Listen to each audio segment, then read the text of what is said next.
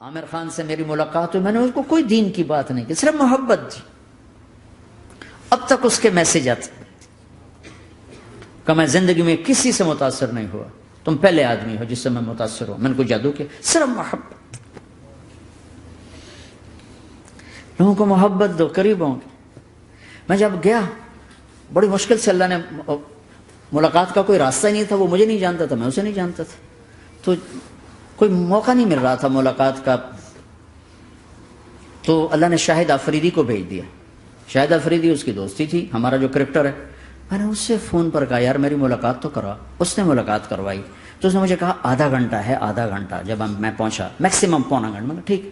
میں گیا تو وہ سہما ہوا چہرہ کہ بھائی مولانا آ گیا، پتہ نہیں کیا کہیں گے، بھائی یہ تو کیا کر رہا ہے، تو حرام کر رہا ہے، ناچ رہا ہے، گا رہا ہے، توبہ کر، ابھی تیرے لیے دوزخ کا فیصلہ ہو جائے. پتہ نہیں کیا ہوا، وہ ڈرا ہوا سہما ہوا تھا.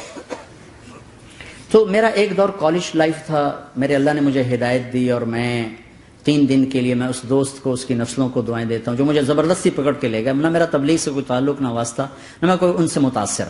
ایک لڑکا تھا بنگالی تھا، گشت کرتا تھا، لیکن میں اس سے ذرا متاثر نہیں ہوا. میرا دوست متاثر ہو گیا تھا تو میں تو ان کے قریب سے نہیں گزرتا تھا.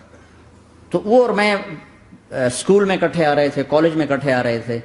تو وہ متاثر ہوا، وہ 3 دن کے لیے جا رہا تھا تو مجھے بتائے بغیر میرا ہاتھ پکڑ کے لے گیا. مجھے کام ہے، چلو میرے ساتھ. اور میں اس کو انکار نہیں کر سکتا تھا، یہ میرا اس کا تعلق. اب بھی اسی طرح بھائیوں جیسا تعلق. میں اس کا احسان ماں، مجھے زبردستی لے گیا. ہمارے پنجابی کی مثال ہے، کبے نو لت لگی وہ سیدھا ہو گیا. وہ جو ہوتا ہے ہنچ بیک ہوتا ہے نا، اس کو کسی نے لات ماری تو سیدھا ہو گیا. مہربانی بھائی تیری لات سے میں سیدھا ہو گیا. تو مجھے تو وہ کبے والی لت پہ گئی. تو اللہ نے مجھے اس طرف لگا دیا.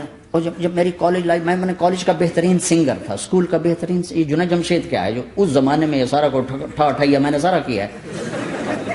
تو اب وہ بیچارہ ایسے بیٹھا ہوا. تو میں نے اس سے بیٹھتے ہی فلموں کی باتیں شروع کر دی. اور تھوڑی دیر بعد میں نے محسوس کیا کہ فرام 60 to 72 جو فلم انڈسٹری کو جتنا میں جانتا تھا اتنا وہ نہیں جانتا تھا.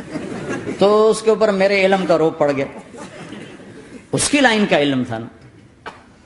تو حیران پریشان، یہ واز تو ہو رہے. تو کبھی دلیپ کمار کی باتیں شروع ہو گئیں، کبھی راج کپور کی شروع ہو گئی، اور کبھی محبوب صاحب شروع ہو گئے، کبھی مدن موہن شروع ہو گئے. وہ آدھا گھنٹہ تو یوں ہی گزر گیا. تو آدھے گھنٹے کے بعد میں نے کہا جی ہمارا تو ٹائم اوور کا نہیں، اٹھیں چلے ادھر چل کے بیٹھتے. میں کھانے کی ٹیبل پر تھے تو ہم وہاں جا کے بیٹھ گئے. پھر وہیں باتیں شروع ہو گئی.